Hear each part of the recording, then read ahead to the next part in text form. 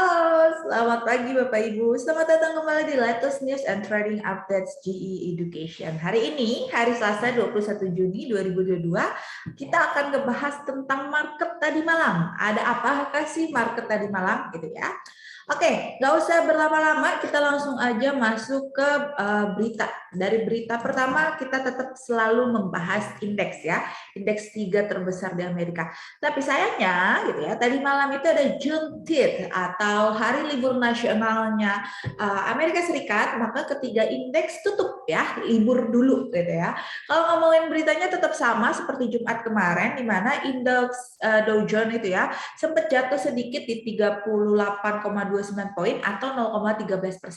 Di mana S&P itu naik gitu ya dibandingkan Dow Jones naik sekitar 0,22% dan Nasdaq naik paling tinggi di 1,43%. Untuk bapak-bapak dan ibu-ibu yang kepo gitu ya, saham apa yang bisa dijadikan acuan, boleh lihat morning meeting atau news update kemarin gitu ya, bisa dilihat di situ untuk kira-kira ide untuk trading saham malam ini tuh apa? Karena kemarin udah saya sampaikan. Jadi hari ini saya skip aja ke berita-berita yang lain. Oke, kalau ngomongin indeks tadi pagi, indeks berjangka ya, ditutup manis gitu ya, di 1,21%, S&P 500 1,38%, Nasdaq di 1,44%, Russell 2000 1,55%, Nike 225 0,94%, Eurostoxx naik ya tipis di bawah 1% di 0,26%, DAX naik di 0,32%. Cuman teman-temannya naik biasa ya, fix ini selalu beda sendiri, dia turun di minus 2,92%. Nah, ini juga menyebabkan kemarin gitu ya, Presiden Joe Biden udah ngomong nih sama Menteri Keuangannya kalau misalnya Amerika ini bisa melewati masa-masa resesinya. Nah, ini ada optimisme nih dari para investor mendengar hal tersebut yang disampaikan langsung oleh Presiden Joe Biden. Nah, maka dari itu gitu ya, ada sedikit cerca harapankah nanti malam, mungkin Bapak Ibu harus lihat dulu nih ya, pas pembukaan open posisi, kira-kira harga bergerak naik atau turun. Kalau naik boleh nih masuk ya, tapi pelan-pelan saja untuk masuk ke pasar saham. Oke, next lanjut kita ngomongin komoditas. Kalau ngomongin emas atau gold gitu ya, masih relatif stabil dalam kisaran sideways-nya dia.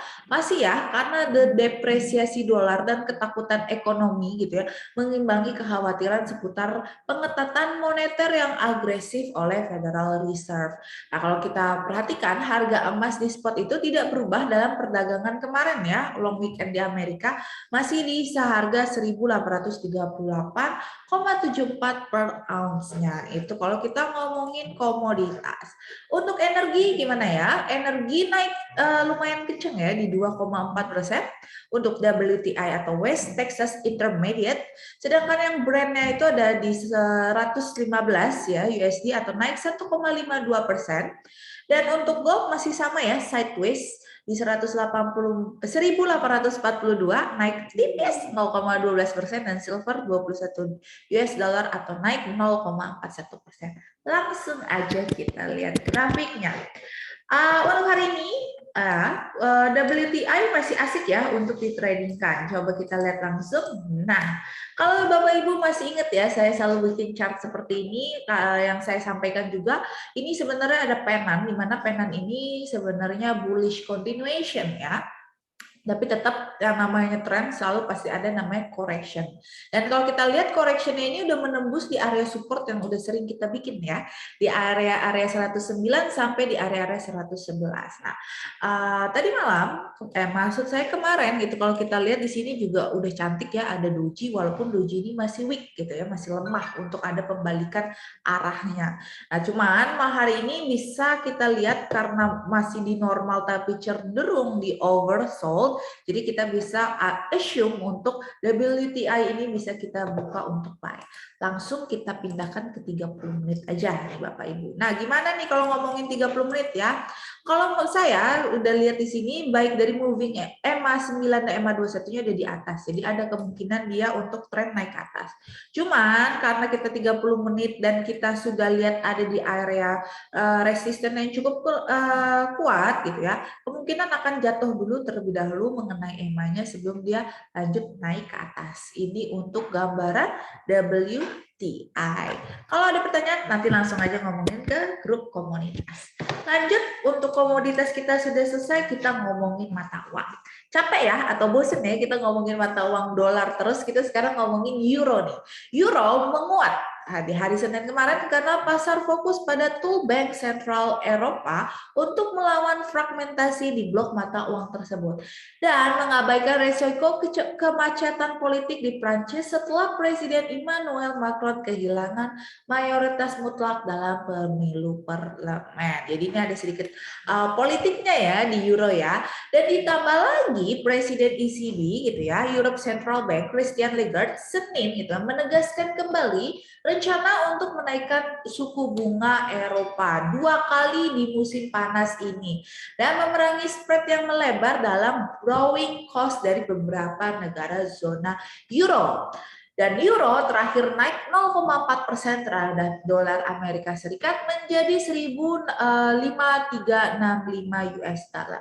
Kalau ngomongin indeks dolar atau DXY gitu ya, mengukur greenback terhadap beberapa mata uang, 6 mata uang lainnya termasuk euro, ini turun nih kemarin ya setelah ada pengumuman ini jadi 0,4%. Menjadi 104,3 US dollar. Nah, jadi euro lagi naik, dolarnya lagi mengalami penurunan. Langsung aja nih ya, kalau di forex enaknya beli apa gitu ya. Mungkin Bapak Ibu bisa buka Euro GBP gitu ya, atau ada New Zealand USD. Hari ini kenapa saya masih suka New Zealand USD karena sebenarnya ini masih bisa paling gampang untuk diprediksi. Kalau saya bilang ini jangka panjangnya mungkin bisa bikin double bottom atau bisa juga gitu ya untuk jadi tren turun. Tapi kalau kita lihat di sini udah nyentuh di resistance-nya dan masih ada di normal area. Kalau kita pindahkan ke 30 menit gimana gitu ya. Kira-kira gimana nih New Zealand dan ini ya, New Zealand USD gimana? Ini kemungkinan masih ada uptrend gitu ya. Jadi ini masih cantik banget, kita bisa lihat ini ada uptrend. Boom, kena mungkin bisa akan naik lagi. Berapa take profit di mana Mbak Nita? Nggak usah banyak-banyak. Take profit bisa di 0,63641 atau bisa nanti kalau mau agresif lagi naikin lagi dikit bisa sampai di sini ya di 0,63872. Nah, ini untuk forex-nya. Hari ini ada New Zealand USD. Oke, lanjut kita ngomongin ya ini ya ketinggalan dikit. Ada USD dia melemah ya terhadap New Zealand, pound sterling, euro, Kanada dan Australia, tapi menguat terhadap Swiss franc dan Jepang ya. Jadi dari pagi dibuka Swiss franc dan Jepangnya melemah nih ya, tipis tapi ya di 0,02% dan Jepangnya 0,04%. Kripto, kemarin 19.000, sekarang jadi 20.000. Langsung aja kita ngomongin Bitcoin. Sebenarnya masih ada di range sideways yang udah saya bilang ya. Jadi kalau Bapak Ibu sering nonton news update, saya udah sering ngomong juga di Bitcoin ini sebenarnya mungkin dalam beberapa minggu ke depan atau beberapa hari ke depan itu masih membuat sideways. Dan benar saja kotak ini juga masih terisi ya Bapak Ibu di range antara 19 sampai 22. Jadi kemungkinan Bitcoin untuk kalau main jangka panjang belum dulu, tapi untuk main jangka pendek boleh karena ada sedikit sideways di sini. Jadi kita perhatikan juga gitu ya, apakah Bitcoin ini masih bisa melanjutkan kenaikannya di atas 22, paling aman di situ untuk kita beli. Tapi kalau dia jebol lagi di bawah 19, kita harus perhatikan. Tapi ingat juga kita juga bisa punya dua posisi ya. Kalau yang masuk ke dalam Bitcoin bisa ngambil posisi short sell kalau dia menembus di 19.000. Nah, untuk teman-temannya juga sama ya, karena BTC itu sebagai acuan dari cryptocurrency. Jadi kalau misalnya Bitcoin naik, ya biasanya beberapa altcoin juga ikutan naik. Dan begitu juga BTC turun, beberapa altcoin juga mengalami penurunan kecuali shitcoin ya. Kalau ngomongin shitcoin itu beda lagi gitu ya. Oke, terakhir ada kalender ekonomi. Gimana ya kalender ekonominya hari ini? Sebenarnya lewat semua ya. Tadi pagi jam 7 ada Australian dollar, ada Kanadian juga. Makanya kenapa saya nggak buka Australia dan Kanada? gitu ya, masih agak takut volatilitasnya tinggi. Dan nanti malam ada GBP gitu ya, ada Core Price Index. Jadi mengukur nih pembelanjaannya konsumsi masyarakatnya itu gimana, baik di service maupun di goods-nya. Nah, kalau tinggi naik biasanya juga bisa meningkatkan harga mata uang tersebut. Nah, tapi ada dampak negatifnya dong. Kalau misalnya konsumsi masyarakatnya tinggi, ya pasti ada, yaitu inflasinya juga pasti kemungkinan juga akan tinggi. Makanya hati-hati yang Bapak Ibu mau buka pound sterling hari ini, euro pound sterling itu di maintenance atau sering-sering melihat pasar untuk hari ini. Oke, sampai malam ini jam 1, perhatikan pasar. Di kalender ekonomi itu hanya itu saja, tidak ada lagi gitu ya. News update hari ini hanya sampai di sini aja. Mungkin Bapak Ibu penasaran, masih kepo, masih nggak ngerti, bisa langsung ditanyakan di grup komunitas kita atau grup community kita.